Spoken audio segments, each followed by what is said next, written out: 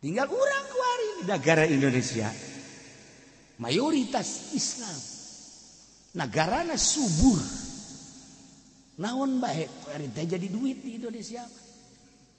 Geus puguh Pongkor emas, geus puguh Kalimantan emas, Sulawesi emas. Di samping eta, wow, batu barana nu luar biasa. Di Banten digali bae jadi emas. Komo di Jawa mah teu kudu digali emas alempangan. Mahal di Indonesia mah. Sugih Indonesia mah. Banten bae cauna bae jadi emas. Cau kepok buka kurang jadi emas. Batu-batu udah jadi emas di urang. Ulah kaget eta batu di Gunung Karang teh bongkar seetik terus teliti coba lamun lain aya bahan emasan dia teu jeli. Batuna batu ulah wa ka digali ka jero ulah teliti terus sampaikeun ka ditu tuh Cianjur Sukabumi terus Bogor ka dieu batuna. Namun ente manggihan batu rada aya semu putih-putihan. Nah, prek-prek ente. Cayan kopi. Eta mah teu percaya ka aing sia. Eta aya kadar emasan. Mentek ulah kaget urang teh katipu wallahu alam urang katipu atau ditipu atau memang belaga teh jaho. Geus sabaraha kubik ribu juta kubik ton batu urang dibawa ke Cina dihancurkan dengan dalih untuk semen dengan dalih untuk padahal di dituna diproduksi jadi emas. Tertipu Indonesia atipu orang Indonesia atau merendanan ditipu atau menang ngahaja kena katipu atau menang papadana raribu bae disebutkan tipu bae lah ya lain Indonesia maksudnya sugi di Indonesia teh mata gede hutang kararaget kabeh ki kuleman teh kabeh kararaget moh cenah hutang di urang moh kakarak lahir bae geus sabeheung ya teu kudu hese ku cucuk Duren Banten kabayar ku cucukna doang emang kumaha kitu jadi emas tino sugi Indonesia walai lalagaan masyaallah. Ente ulah kaget ya. Bahan-bahan emas di Indonesia teh eta teh lain sakadar dihandap tetapi di luhur ieu gunung-gunung mengandung emas geus dibawaan ka Cina geus ulah diulah naon kitu ngaran lain dihandap di luhur urang teu nyaho aju eta sabelahna jadi perak ya Allah ya Rabbi masya Allah. Bahan pikapalin aya di Indonesia. Komo ka kapalan. Ambalaya. Indonesia diperebutkeun. Cina hayang ke Indonesia, Amerika hayang, Australia hayang. Komplotan Cina, ya Jerman, ya Prancis, ya Inggris, kabeh hayang ke Indonesia. Betul Indonesia teh ieu teh diperebutkeun. Diperebutkeun ieu teh. Iya nu menang, iya eleh, iya menang, iya eleh. Terus bae nyana nu ribut. Urang mah jadi lapangan keributan doang. Lapangan keributan nyana nu ribut, nyana nu untung. Atuh urang mah kos kieu kene bae. Seperti eta Indonesia. Tah. Eta kan urang lamun nyaritakeun kekayaan alam Indonesia naon eueuh atuh di Indonesia teh. Cerita emas panglobana di Indonesia, perak panglobana di Indonesia, perunggu panglobana di Indonesia, katarigu-tarigu, ambalaya di Indonesia. Urang lamun neangan bala-bala di Uni Soviet hese. Tapi di urang, Masya Allah. Tina jenis dangder bae mimiti, dangder teh dijieun opak aju di gengsot. Kabelah dieuna terus diabalangkeun ka luhur kenteng geus harideung dicokot gatet. Ayo coba neuk naon deui yo. Hayang dibungkus ku ari teh jadi katimus, bitimus, watimus. Balaya. Ya karim. Ku ari kurang diparut acina ya Allah diinum tiis kana beuteung. tina dangder bae ge dangder dek dijieun naon mah bisa bae dangder ya Allah ya Rabbi encan suag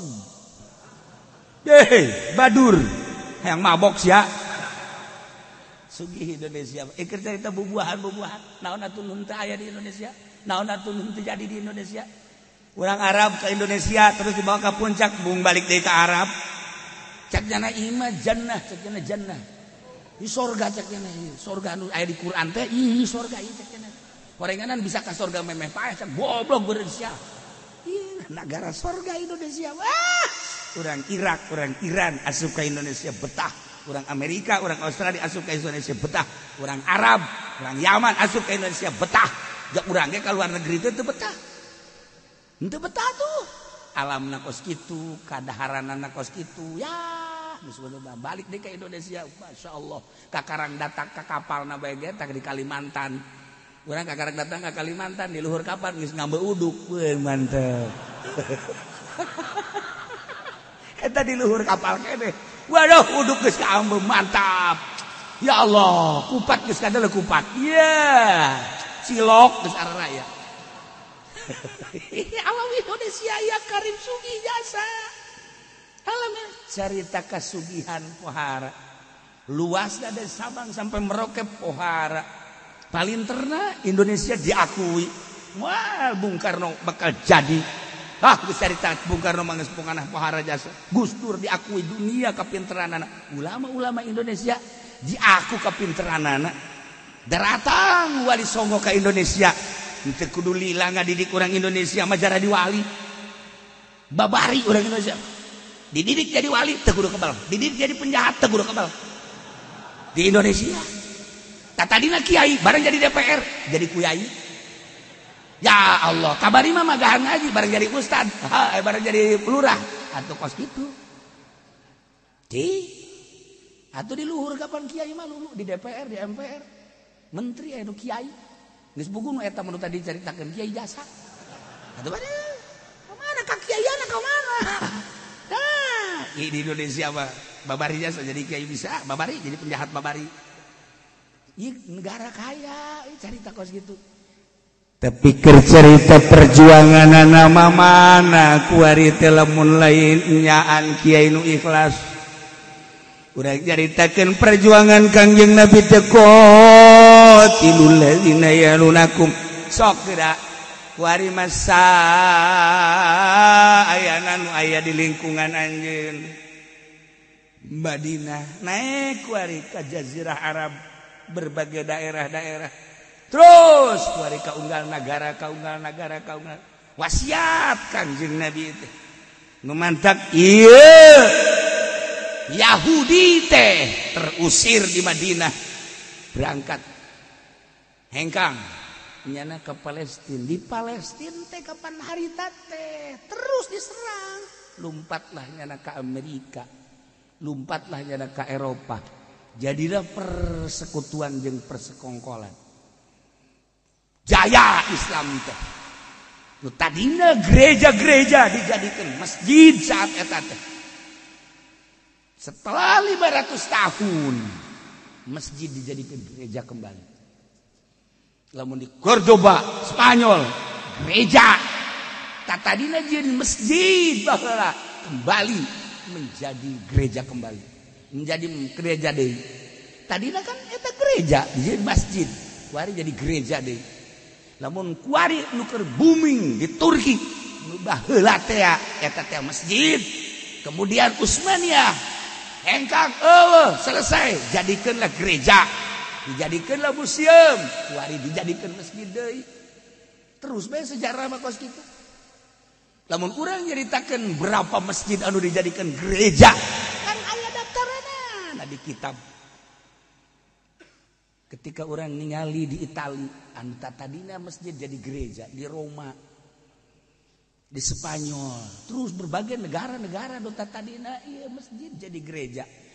Dikembalikan deui jadi masjid deui. Kembali deui jadi gereja deui. Masyaallah. Nu kuari di Amerika ambalaya, nu tadina gedung-gedung gereja jadi masjid. Anu memang anu bersejarah aya nu henteu nu kakarak anyar. Kuari loba pisan di Amerika teh nu gereja jadi masjid. maha kawasa Allah seperti eta lah. Ieu berkat perjuangan urang ulah eureun kan ieu berjuang teh ulah eureun ieu berjuang teh. Nah, nu kuari di Amerika keur dahsyat berjuang, Turki dahsyat berjuang. Di Eropa kitu kene berjuang teh pohara luar biasa. Di Soviet sorangan di Moskow di sabaraha ribu jelema anu arasut Islam. Masya Allah. Ieu mah di luar dugaan. Mantak marhaban ya corona. Selamat datang wahai corona, cek seorang waliullah. Kaget begitu aya corona, marhaban ya corona. Kok bisa marhaban sih? Gorenganan wasilah jeung hikmat daripada corona jelema jutaan arasut Islam. Maha kawasa Allah di negara batur. Tapi begitu ningali ka negara urang syusuri seperti iyalah. Di negara batur mah kuari Islam teh geus logon.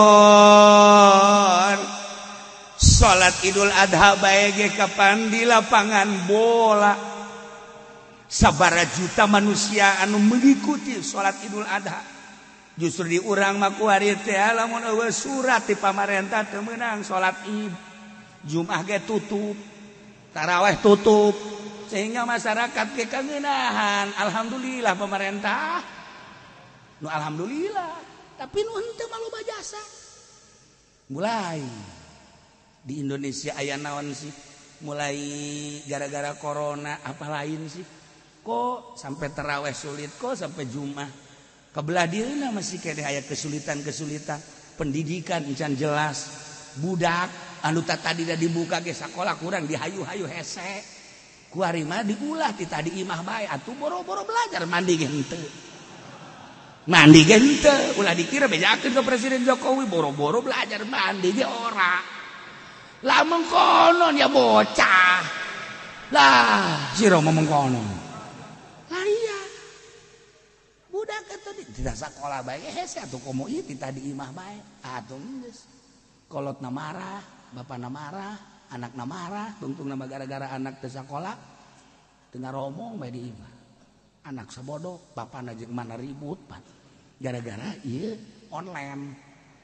Tungtungna mah karena ribut, akhirnya mah terus. Teu kahalangan ku ribut henteu. Tutupan mah bebeungeutna. Nah, ieu titah perang Kangjeng Nabi merangan kufar. Terus sampai jayalah Islam teh. Nah, kuari terus diteruskan ke umat. Diteruskan terus. Da ieu kuari bae keur carita kuari di Indonesia. Mana nu berjuang boro-boro berjuang perang keur ulah heulanan. Ngan ieu berjuang pendidikan bae geus di stop. Kuari Islam teh geus dicabut hampir dicabut kuari di Indonesia. Jadi Islam silakan aya, tapi aturan-aturan mengikuti Barat. Masa Islam kos gitu? Mana tuh perjuangan anak? Islam sekedar sebuah nama, Islam sekedar sebuah KTP, Islam sekedar sebuah peci, Islam sekedar sebuah sarung, Islam sekedar sebuah jubah. Tapi temenang diikuti secara total. Islam tapi harus mengikuti Amerika. Maka pendidikan bakal dicabut aturan-aturan Islam naku negara. Lamun ieu teu dipertahankeun silakan lain sakadar rancangan undang-undang nu kamari, tapi ieu aturan-aturan pendidikan deuk dikumahakeun coba bangsa Indonesia. Ieu keur cerita perjuangan Kanjeng Nabi perang. Kuari mah urang disuntik, kuari mah urang teh disunatan. Boro-boro perang ngalawan kafir, urang ngalaksanakeun pendidikan berbau Islam rada deres bae kuari deuk dicabutan. Aya sabaraha poin Islam anu bakal dicabut? 155 poin. Nu bakal dicabut di Indonesia lamun itah teu di demo deui bakal silakan deui bae. Untuk ke depan 10 tahun 15 tahun bangsa Indonesia nu karolot bener urang geus maraot budak lantaran henteu dididik di sekolah dengan pendidikan Islam dan tidak boleh berarti tidak mengenal Islam. Lamun tadi perjuangan Islam teh sampai ke perang minimal memperjuangkan pendidikan, Horenganan geus kapiheulaan urang teh ku kafir. Nyana anu berjuang mendidik bangsa batur supaya ulah mengikuti aturan-aturan Islam, kudu mengikuti aturan manehanana. Eta kan sebuah perjuangan anu hebat manehanana. Hanya orang lengah, padahal bangsa Indonesia pinter, menteri orang pinter, gubernur orang pinter, bupati orang pinter, kiai lain lalagaan, pala linter, tapi orang teh keur dijajah pendidikan seperti eta deuk kumaha. Aing mah deuk nanya doang ka sia seperti eta teh kuari aya sia hayang nyaho mah kos kitu tah. Ai sia hayang nyaho mah seperti eta sakali dia ai sia hayang nyaho mah kos kitu tah. Ai sia siap bae sia mah. Bangun teh nyaho kana naon sia mah. Geus puguh RU kuari di pendidikan. Da kumaha? Nya, sementara urang kita berjuang nuturkeun Kangjeng Nabi. Tapi horenganan batur geus leuwih ti heula. Urang teh keur diobok-obok, keur diacak-acak. Lain sembarangan corona. Urang saat ieu teh urang keur diolah di jerona. Engke sanawiyah aliyah bakal boga kurikulum dirubah menjadi lain seperti kurikulum nu ayeuna. Pondok pesantren modern engke diawasi pendidikanana. Tinggal pondok pesantren salap. Saetik salap teh. Hanya 7 juta santri, wari naik hanya 12 juta santri. Sa Indonesia paling ada 20 juta santri sa Indonesia. Santri salafiyah. Sedangkan nu muncul teh pan are tah masa etik tah mah. Pondok pesantren modern engke kurikulumna bakal lain deui sanawiyah aliyah lain deui. Di universitas bage engke Universitas UIN anu berbau-bau Islam engke bakal dirobah teu meunang nyerempet pendidikan Islam. Deuk kumaha? Ieu keur carita Kanjeng Nabi titaqatilul ladzina yalunakum minal kufar anu kadituna nihayahna kafatan. Cuman metodena lalaunan geus berhasil Kanjeng Nabi, dilanjut ke para sahabat, dilanjut ke para tabi'in. Alhamdulillah masuk ke para aulia Allah ke Indonesia. Urang teh geus nikmatna luar biasa berkat perjuangan para aulia Allah. Dilanjut ke para leluhur urang. Zaman Bung Karno alhamdulillah datang ke ayeuna masih terasa ke urang pendidikan Islam lah melalui syiar-syiar yang maulidat, Rajaban Hao dan lain sebagainya. Tiba-tiba kuari tiata ye ndek di bongsai. Ieu keur diperjuangkeun kuari teh. Lain sekedaran jangan undang-undang. Karep. Urang kan dihitungkan ku Amerika. Nu aya kuari umur sabaraha tahun komo Haji Pendi mah geus dianggap jelema kan tah. Eta mah anggap tidak ada. Wujud kal Adam. Ieu kiai-kiai nu aya paraeh. Tinggal budak anu dididik di sanawiyah, budak anu dididik di SD, terus sampai SMP. Nah 10-15 tahun ke depan berarti tidak mengenal lagi Islam. Harapanana seperti eta. Tapi bangsa Indonesia mah kan tecicingin. Bangsa Indonesia mah emang kumaha gitu. Indonesia mah bangona puluya pelawe tapi pinter. Nipu pinter. Ye, atuh Jawa jagelut teh paling pinter orang Indonesia mah. Urang Arab loba dongeng urang Arab gelut jeung urang Arab. Oh, bangga urang Arab, gede urang Arab, tapi gelut teh eleh urang Indonesia. Babari urang Indonesia mah lantaran leutik. Nangkis set urang Arab boga tanaga doang asup ka kolong pencet keplarna cet. Sieun urang Arab. Dan mantak nyana ge ka urang Indonesia mah sieun. Asup ka kolongna rapi. Mantak bobogohan ke di kolong balik urang Indonesia. Geus pokok. Tak ieu. Kuari teh pikiraneun urang ayeuna teh menteri agamana saha sih kok jadi logor kieu. Terus pendidikan nana kok jadi kos kieu di bidang pendidikan nana. Kok bisa jadi kos kieu tiba-tiba ke kurikulum jadi berubah kan jadi bahaya. Supaya tidak mengenal Allah nyana terus bae kumaha carana. Terus bae dibawa bere duit bah nu mantak ku gara-gara dibere duit bage di modernkeun geus bicara agama geus lain deui disogok bage geus lain deui bicara agama teh nu tadi nama hebat buari barang aya di pemerintah kuari jadi kos kitu komo kuari bakal dirubah naik kaharepna supaya tidak mengenal Allah. Eta kan urusan taktik cara jeung metode tapi horenganan di tengah-tengah hiruk pikuk surat maritna politik jeung ekonomi di Amerika marah asar sub Islam, di Jerman marah arasub Islam, di Moskow malah arasub Islam, di Turki abalayah kuari arasub Islam, bahkan kuari jadi satu kekuatan maha kawasa Allah. Cerita di luar negeri seperti eta asup ke Indonesia seperti itu ngan tenang kege bakalna lamun kieu bae mah Indonesia mah babari petasan jaya geus kitu bae ngancam bae nya di sana ngan kos kitu doang Pak. Wallahu alam tah sebuah renungan untuk cerita tentang perjuangan Kangjeng Nabi dibere ku Gusti Allah nu darekeut heula Muhammad bejakeun ka para mukminin selesai mulai ke Jaziratul Arab wari atuh selesai mentak tahap iyalah qatilul ladzina amanu qatilul ladzina yalunakum minal kuffar wal yajidu fikum ghilzah jeung kudu manggihan orang kafir ka aranjeun teh ghilzah marah dibalik ya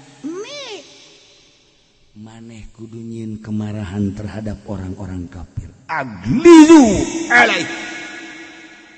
Jadi urang teh kudu gagah, urang teh kudu naon gitu ngaranna kudu pohara kuat sehingga orang kafir teh orang kafir sieun ka urang kumaha carana orang kafir supaya sieun ka urang ulah sami'na wa ata'na.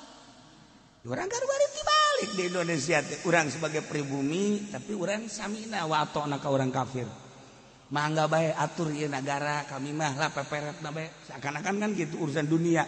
Urusan politik kan urang teh ieu kuari kan ditundukkeun ku Amerika. Tengah-tengah perekonomian kuari keur dicekal ku Cina. Gageser seetik ya Amerika teh kageser, tetapi Amerika kuari tandang untuk menggeser pendidikan Indonesia. Lantaran Amerika boga kekuasaan dititah, urang kan teu berdaya. Tah sampai ka teu berdaya model kos kitu tah, Masya Allah. Ieu keur carita kumaha kahareupna. Kumaha kahareupna ieu. Eta kan doktrin, eta kan perintah, eta kan kitu pemaksaan. Ulah sampaikan ke kahareupna teh mengenal Allah, mengenal Tuhan, mengenal Muhammad. Sebab lu paling loba ririungan cuman di Indonesia, muludan, geus teu katahan muludan malulu. Dilarang ku polisi, polisina dibere duit, andahan milu polisina ge muludan. Ayo geus lah pokona jak polisi teh. Hese di Indonesia mah. Rajaban abalah haul terus bae. Ini kan disorot ku dunia kapan di negara mana mah teu seperti di Indonesia. Tapi di Indonesia Masya Allah teu meunang Jumatan kunci lawang hareup lawang tukang atuh naon anta teh kos kitu tinggal bupati da bae senyum bae dikunci di hareupna bola deh kunci do wow di hareupeun pasti dikunci sok boga deh kieu ai lawang hareup dibuka aja make hordeng tarolong teh bae jadi ka di hareupna mah teu Jumat orang di jero mah jarumat eta Indonesia dah tuh nipu mah geus jarago jasa Indonesia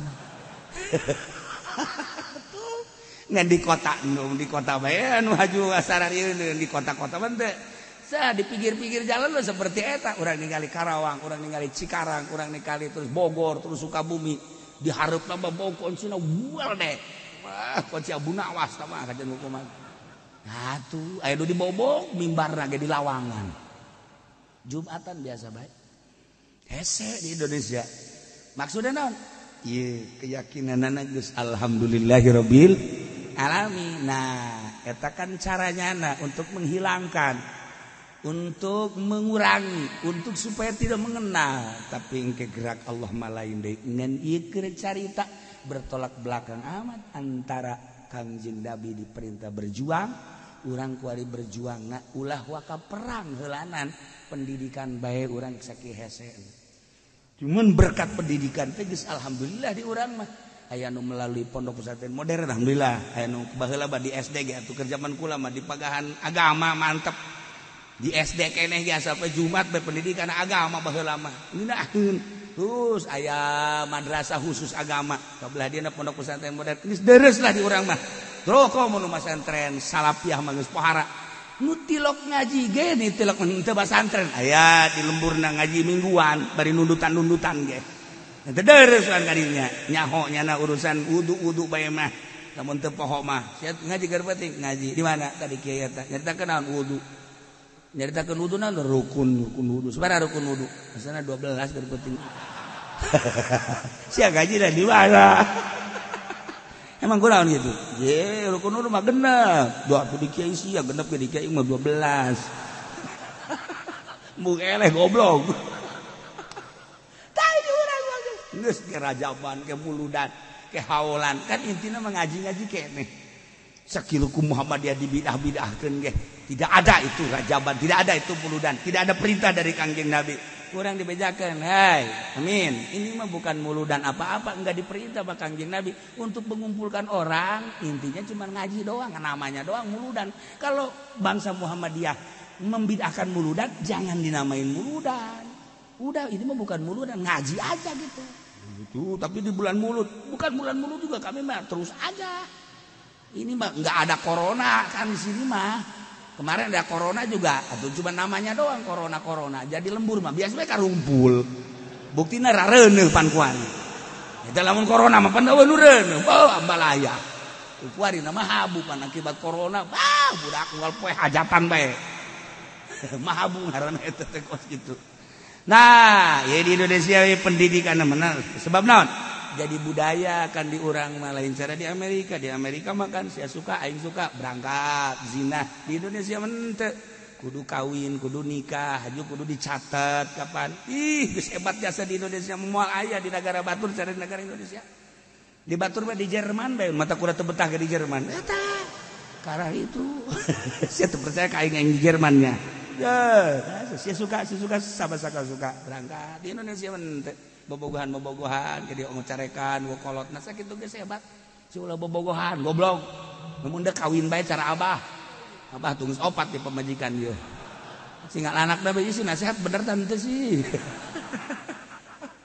hebat di urang mah ieu mencari nyaritakeun kehebatan akibat naon pengajian loba jadi anakna babarengan jeung awewe teh nyeri hate kolotna duh budak besi zinah bae angkreng-angkrengan nyana naik trik sanajan motifna ngaji aduh sia besi ngajungkel bae kolot mabok nah ieu lamun kolot dan teu peduli di urang geus jadi naon meureun kulantaran peduli kolot anu jadi anak ya alhamdulillah jadi urang Amerika ge bingung ieu Masya Allah nu tadina jadi misionaris ke Indonesia titah ngristenkeun malah loba nu jadi asup Islam. Ieu cerita perjuangan Kangjeng Nabi. Qatilul ladzina yalunakum minal kufar. Jadikeun kumaneh deui supaya bendueun kafir teh. Supaya keheuleun kafir teh. Moal keheul urang lamun nuturkeun nyana, tapi lamun urang ngantikeun katuran nyana karena keheul. Ketika keheuleun manehna lawan ku urang. Ketika nyana ngalawan urang ngalawan timbullah peperangan.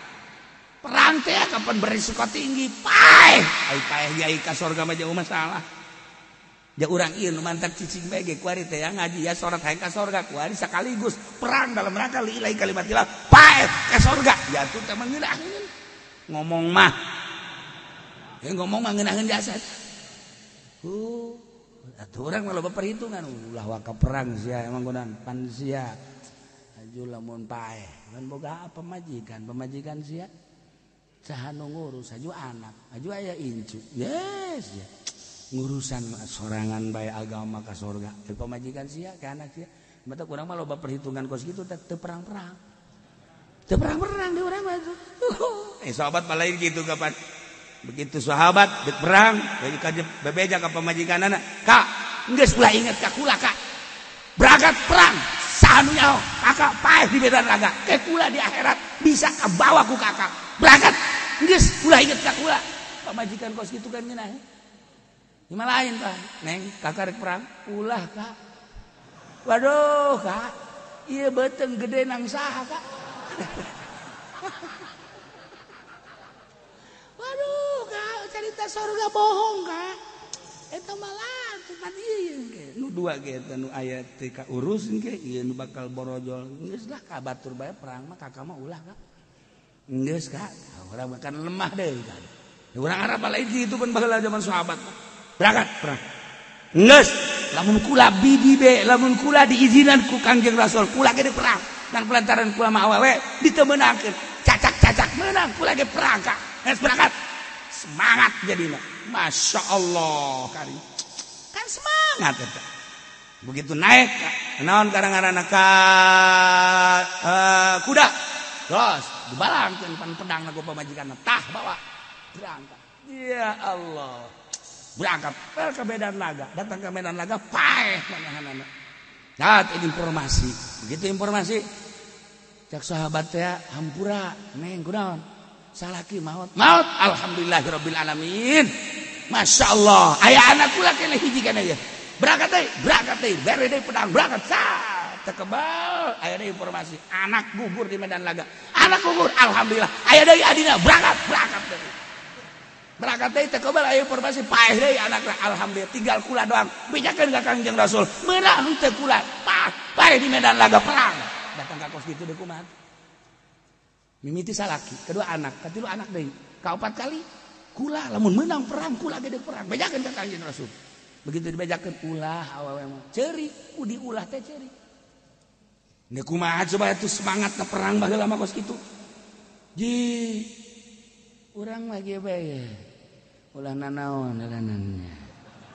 Waalaikumsalam anak kunaon? Itu di pondok teu betaheun kita balik. Aduh aing inget bae kana nangis ulah kena pondok. Ulah kena pondok. Udah di dieu bae teh kena kasus saya. Goblok hidungna. Anak eta neuk belajar bae diceujerikan datang ka balik bae. Teu betaheun we diridoan keneh bae. Kuduna mah lain kitu. Ai sia. Lamun teu betah di pondok sia teu moal bisa ngaji. Lamun teu bisa ngaji, mama moal kebal ge panjang bakal sia goblok sia. Ye cak anakna teh atuh mah mantek teu betah tuh teu dikiriman si guna. Oh, mah poho. Lain kitu ka hayang mah sia nu ngiriman ka emak. Jepan dibalik ieu emak jadi begok ieu mah. Nah, iyalah orang mah dina perjuangan pendidikan baik masih kene hitung-hitungan anak karunya. Tadi coba lain lalega. Kepana gugur di Medan alhamdulillah. Masya Allah geus aya di sorganya na leuwih ti heula cak pamajikan anak. Ku yakin-yakin grogeun anakna. Abah gugur di Medan Laga. Ceng, berangkat dulu. Siapa? Pada angkat deui, bere pedang deui. Tekebal gugur anakna alhamdulillah. Beuh, duaan geus ka sorga keneh. Adina, adi ceng, kunaon? Kakak gugur di Medan Laga. Ayo. Atuh aceh ka ditu berangkat. Siapa? Gugur kabeh. Mana nepak dada alhamdulillah geus diheula ka sorga ku yakin-yakin. Eta perang. Qatilul ladzina yalunakum. Geus carita perang heula make metode nu dari keteula metode nu dari keteula terus rada jauh terus rada titah seantero negara titah di perangan walaupun Kangjeng Nabi geus teu aya tapi berjuang ulah rada terus sampai yaumul kiamah kitu cak Kangjeng Nabi. Lamun urang putus perjuangan ku ari atuh Islam deuk dikumahakeun. Lamun putus perjuangan deuk dikumahakeun. Mantep ke Allah nyieun gara-gara bae jang diperangeun. Tu aja tinggi ulah-ulah ge Allah nyieun gara-gara piperangeun supaya naon Islam luhur al Islamu ya'lu wa la yu'ala.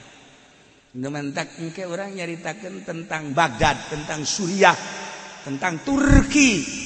Eta memang negara tua, Mesir anu memang moal eureun-eureun jihad fisabilillah. Di ditu di negara para anbiya, negara para aulia nabi teh di ditu dilahirkeunana di Mesir, di Baghdad, di Syria, di Mekah, di Yaman. Eta lah negara-negara nabi.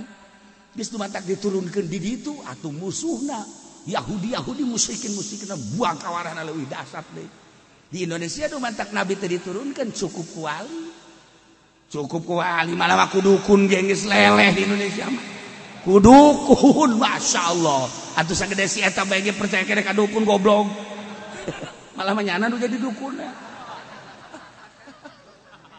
Ya Allah ya Rabb. Nyaila cerita perjuangan ulah eureun-eureun terus berjuang sakabisa urang.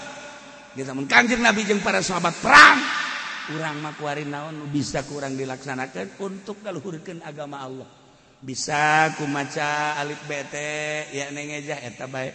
Bisa ku Quran, bisa ku amil. Bisa urang ayeuna berjuang teh ieu teh ku door to door terus di kampung ke kampung hayu asal niatna bener-bener li izharil haq ngalahirkeun agama Allah nu bener. Allah maha kawasa jeung Allah maha ningali. Innallaha la yanzuru ila suwarikum walakin yanzuru ila qulubikum. Lumpat ka mana, lempang ka mana, gerak ka mana, Allah neuleukeun hate urang. Mantak eta bae patokanana. Di ka mana Allah neuleukeun. Bisi salah urang teh tujuanana bisi lain aya dina rel agama Allah lempengkeun ku urang. Nah ieulah keur carita tentang perjuangan Kangjeng Nabi urang Kangjeng Nabi Muhammad sallallahu alaihi wasallam. Wa'lamu annallaha ma'al muttaqin. Kudu nyarah waranjeun kabesanyana Allah teh eta beserta. Ya ayyuhalladzina amanu qatilul ladzina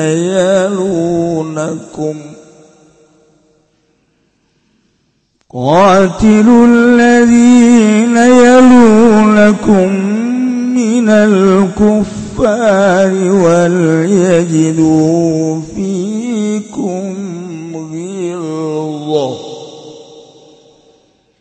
wa'lamu annallaha ma'al muttaqin. Wallahu a'lamu bimaradiya ayyuhalladzina amanu ringaningong ake kang pada iman ya ladzina kabeh qatilu pada merangan sira kabeh alladzina yalunakum ningong akeh kang ngandingan ya ladzina kabeh ing sira kabeh minal kufar ya tetep saking pirang-pirang kafir hil aqrabi fal aqrabi minhum sejesekang parek maka parek binum saking kufar wal yajidu lam becik nemu ya kufar bikum dalam sirah kabeh keras syiddatan keras aglizu alaihim tegese bangetkeun sira kabeh alaihim ing atase kufar walamulan pada wararu sira kabeh anallaha ing satuna Allah ma'al muttaqin iku tetep sumertane wong kang takwa kabeh bil auni wan nasr kalawan den tulungi wan nasri seden tulungi.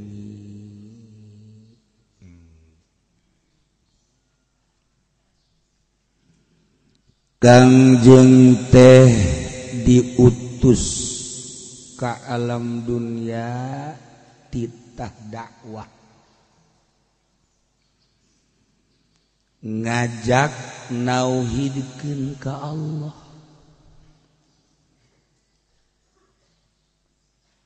Waktu Kangjeng diturunkeun diangkat jadi rasul teh saat eta teh agama teu jelas. kitab naraku nama maca Taurat tapi teu akur jeung aturan Taurat. Kitab nu dibaca teh Injil tapi teu akur jeung aturan Injil. Padegeng-degeng we Yahudi ngaku bener dengan Taurat nu muharraf. Nasrani ngaku bener ku Injilna padahal mah muharraf. Tahrif dirobah-robah.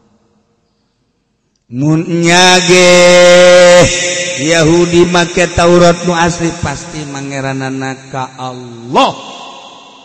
Nganabina ka Kangjeng Nabi Musa lain ka Uzair. Nasrani lamun nyage make Injil pasti mangeranana Allah jeung nganabi ka Kangjeng Nabi Isa.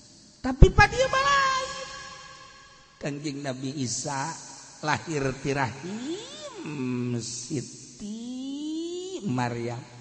Kok dianggap pangeran? Menya pangeran boga emak. Pangeran boga emak Nasrani mah tuh. Ya Allah, walaupun teu boga bapak. Kebelah dituna atuh meureunnan kawin pangeran tengke. Menya pangeran kawin. Pan engke maka kita bisa turun di akhir zaman, kawin biasa. Atuh bener-bener pangeran kena boga anak. Aduh, bereneangan segala SGM pangeran. Teu beres. Teu beres. Ieu tahrif muharraf. Ya Allah, ya Rabb. Di tengah-tengah kerkalut agama. Tata cara kehidupan budaya kehidupan geus teu jelas. Nu ngaran pangeran unggal imah patung sing rarentul. Nu ngaran judi sakadaek mabok zina sakadaek. Ya Allah. Coba Kangjeng diturunkeun ti dakwah. Masya Allah. Nu sakitu beratna. Urang mah ieu balik pesantren deuk magahan ngaji. Kakarak aya jelema nu teu salat bae ge urang teu kuat. Kangjeng Nabi mah ieu ti dakwah ngabilukeun sesembahan tinu tadi dan nyembah ka batu supaya ka Allah. Tadi dan nyembah ka kayu supaya ka Allah. Tadi dan nyembah teh ka makhluk supaya ka Allah. Bayangkeun ku urang, masya Allah. Sedengkeun kapinteran aya di urang Arab saat eta pujangga aya di urang Arab. Ahli filsafat aya di Arab.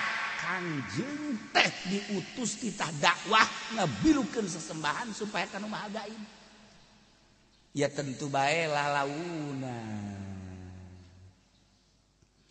Mimiti bisik-bisik kabelah dieuna fasda dibatuk bahwa adin jahil keras. Resiko dah Kangjeng Nabi dek dibunuh. Dakwah teh resiko dah dek dibunuh. Mantak lamun kuari dakwah Habib Rizik dipiceun. Resiko na kos kitu Kangjeng Nabi bae dek dibunuh. Habib pirang. Mantak disebut Habibna kuari loba santri nu pirang. Ambalaya. Budak sugan teh Habib Bahar. Marengan buhur sieu mah. Hieu keur carita dakwah resikona. Ya kan usaha kambangan. Tipu doli. Dakwah terus unggal penting. Resikona kabeli mobil. Beda tambah hiji heran hiji. Ya Allah. Deres sama dakwah kene. Ari si ieu si olot. Ye, dakwah teu naon teu berkat beak kabeh kunyana. Penipuan tuh mah. Tuh kan macam-macam kan. Dakwah ya dakwah. Bersiko tinggi itu dakwah mah ya Allah ya Rabb. Untuk nyatukan sembahan tadina ka batu, ka kayu, ka makhluk, ka duit dan lain sebagainya supaya nyembah ka Maha Gaib Allah yang bersiko tinggi. Di zaman Pak Harto Amir Biki tembak sederetan ulama-ulama anu nyungsem di penjara, lu dibunuh di zaman Pak Harto. Replika sabaraha tahun Pak Harto ngejabat di Indonesia, begitu pula berapa ratus ulama anu dijebloskan ke penjara. Wallahu alam di akhiratnya. Apapun yang terjadi ke dalil nanyana, ya makan sakadar ngabaca sejarah perjuangan. Bersiko tinggi lah. Terus datang ke ayeuna. Bersiko tinggi. Sebab naon? Antara nu memperjuangkan agama Islam jeung nagarana pajiin-jiin. Pajiin-jiin ya siapa pajiin-jiin? Eta bahasa urang Spanyol. Pajiin-jiin teh di Spanyol aing manggihna eta. Cak nu bohong. Tuh, ya. Hayar berisiko tinggi emang kumaha gitu. Waduh, lamun kurang kuari dakwahna sarua jeung dakwah Kangjeng Nabi. Ya, ngagejebur kabeh. Di penjara kabeh, tembak kabeh. Nah, ieu keur carita Kangjeng heulana nu lawa kanyaritakeun urang. Carita Kangjeng. Diusir Kangjeng teh. Mun beunang harita uluna dibawa ke Abu Jahal 1000 onta. Tetapi Kangjeng tetap diamankan ku Gusti Allah, hijrahlah ke Madinah. Masya Allah. Sampai di Madinah lain leha-leha Kangjeng Nabi. Justru Kangjeng Nabi makin meningkatkan dakwahnya. Terjadilah di Madinah dakwah teh lalaunan keras perang. Nah iya carita titah merangan musuh Allah. Ku Allah diberi metode. Metode nah iya cara perang. Ya ayyuhalladzina amanu